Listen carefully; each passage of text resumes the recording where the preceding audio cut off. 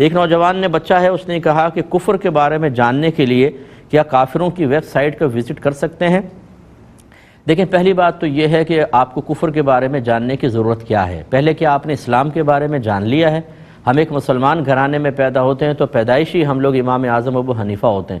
ہمیں نہ اپنے دین کا پتہ ہوتا ہے، عقیدے کی تعریف پوچھ لیں معلوم نہیں، اللہ کا انٹروڈکشن معلوم کر لیں نپت الفاظ میں کر نہیں سکتے، اسلام کے بارے میں کویسچن کر لیا جائے جواب ہمارے پاس نہیں ہوتا،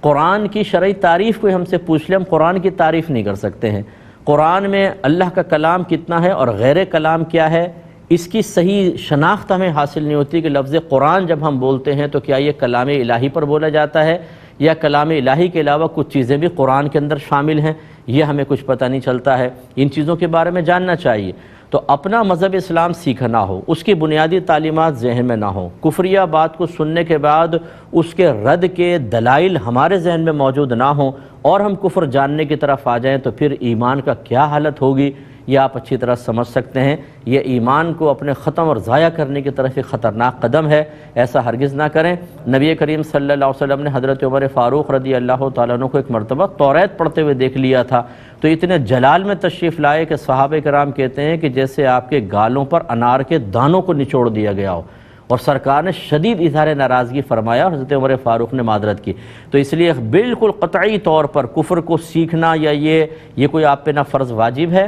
نہ آپ کوئی مناظر ہیں کہ کفر کے بارے میں جان کر ان کا رد کرنے کے دلائل آپ جمع کریں یا ان کے ویک پوائنٹس آپ تلاش کریں۔ صرف اتنا ہوگا کہ آپ کا ایمان خطرے میں پڑ جائے گا اور بروقت آپ کو کوئی اس وسوسے کو جو ان ویب سائٹ کی وزٹ سے حاصل ہوا، جو آپ کے ایمان کو